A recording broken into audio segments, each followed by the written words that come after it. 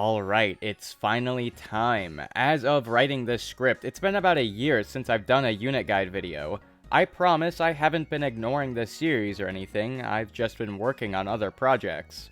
But now it's time to continue the series. Second gens on its own is a pretty big subject to tackle, so I plan on doing this in multiple categories. There are 4 categories to sort marriage into in this game. You can do male first gen, which means you marry a unit that is a parent to a child. Marry second gen, which means you marry a unit's daughter, as weird as that is. Female first gen and female second gen, which are pretty similar to the previous 2. I'm going to start off with male second gen, since that's what I decided to do, then make my way through everything else. Believe me, if you thought everything before was complicated, it just gets harder from here. Before we get started, let's go over a brief explanation of how second gens work. If you have no clue what second gen means, it's just an easier way of saying a unit's child. They are the second generation of soldiers in your army, so to speak. Second gen's mods are almost entirely influenced by their parents, so you need to think carefully about who to marry. I think if I just start talking about the first unit, that'll explain some things. Real quick, before we get started, make sure to like and subscribe. I'd really appreciate it if you did it. Also be sure to check out the Discord server linked in the description below. That'd be super cool if you joined. Anyway, with all that out of the way, let's get technical with Fire Emblem Awakening.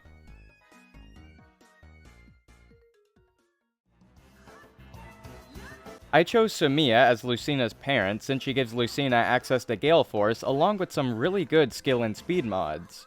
Lucina's best class is Great Lord, with her best skills being LB, All-2, Gale Force, Luna, and Rightful King.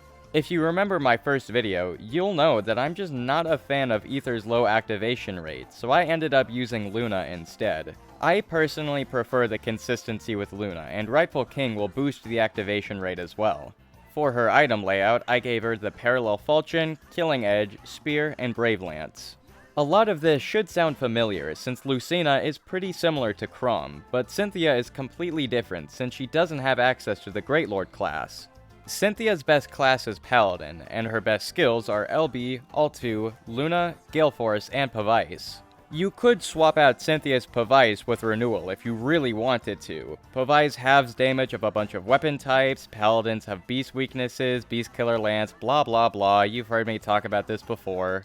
But Renewal wouldn't be a bad substitute either, both work well. And lastly, for her weapons, I gave her Spear, Brave Lance, Killing Edge, and Wyram Slayer. Now that I've talked about Cynthia and Lucina, I'll go over Morgan next.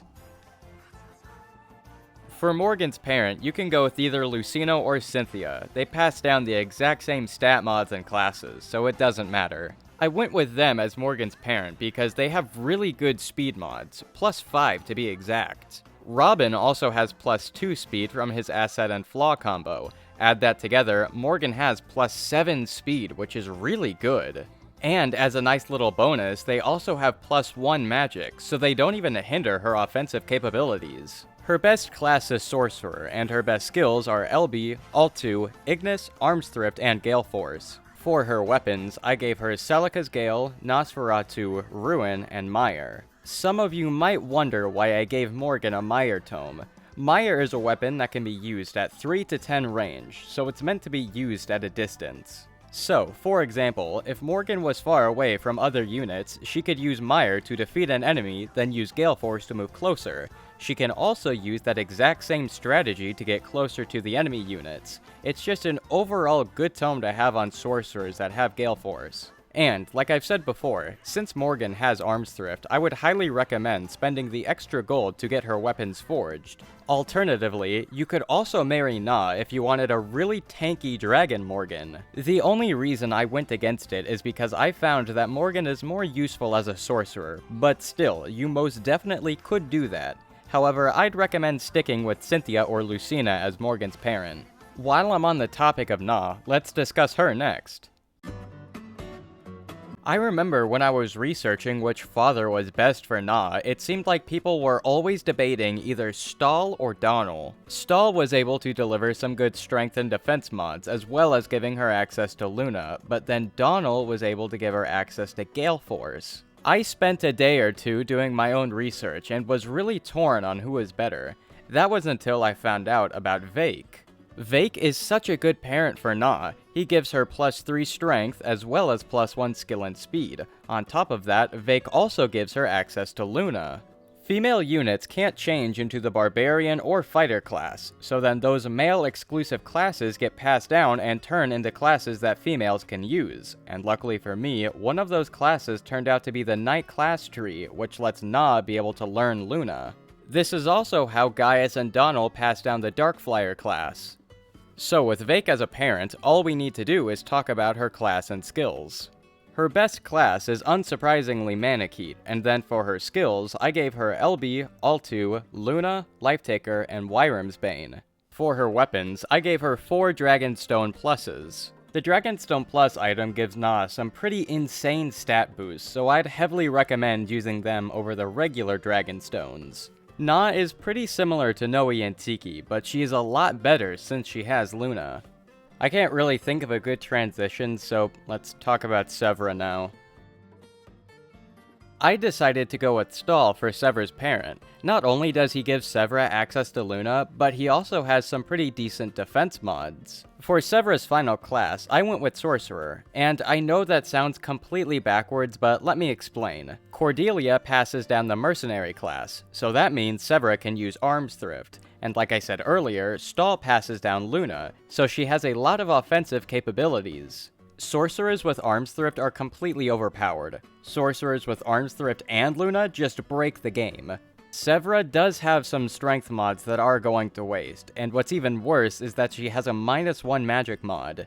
However, the magic cap for sorcerers is 54, so a -1 shouldn't be a deal breaker. Sure, she is a bit weaker, but she still is super useful. Her weapon layout is the exact same as Morgan, so she has a pretty good amount of weapons to work with. For her skills, I equipped LB, Altu, Arms Thrift, Luna, and Gale Force. She's pretty much the exact same as Morgan, and speaking of the exact same, let's talk about Noire.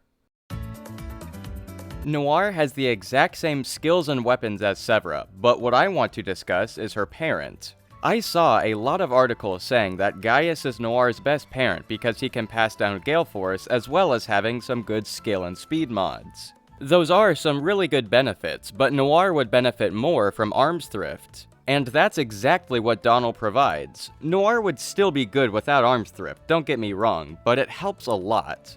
So, if Donald can pass down Gale Force and Arms Thrift, you may be wondering where Luna comes in. Tharja, for whatever reason, has access to the Knight class, so that gets passed down to Noire, which lets her learn Luna. Everything just falls into place perfectly with Donald as a parent. The only problem is that Noire doesn't have the greatest stat mods. They aren't the worst, they're just very lackluster, but even with those kinds of mods, she still is a very good unit. Before I end the video, let's finish up with Inigo. Lots of people suggest having Chrom be Inigo's parent, and I can't blame people for having that idea. Chrom provides some really good stat mods for Inigo. However, Sumia provides really good speed and skill mods that I would prefer to have on Lucina and Cynthia. So, I decided to have Frederick be Inigo's parent. Not only does Frederick cover up the -1 defense Olivia has, but he also passes down Luna.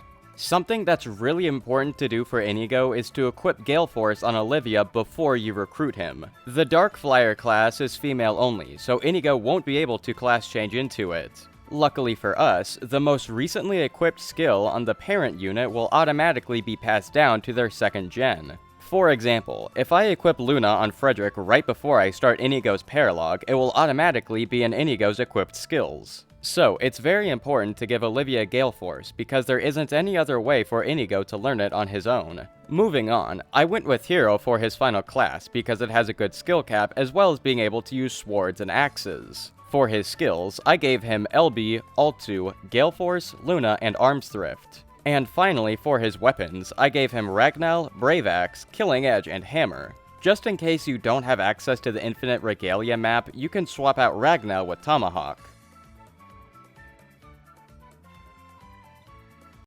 Hopefully all these explanations made sense. If anything was confusing or you have any other ideas for builds, feel free to leave a comment or DM me on Discord or Instagram. I will talk about Awakening builds all day, so seriously, don't be afraid, I love talking about this stuff. So, for the next video, I'll go over the rest of the second gens, then after that, switch categories to male first gen. Believe me, it's a bit of a mess, but I'll do my best to explain everything. Like I said at the beginning of the video, make sure to like and subscribe, I'd really appreciate it if you did it. Also be sure to check out the Discord server linked in the description below. I hope you enjoyed the video, I hope you all have a wonderful rest of your day, I love you, and I will see you all later.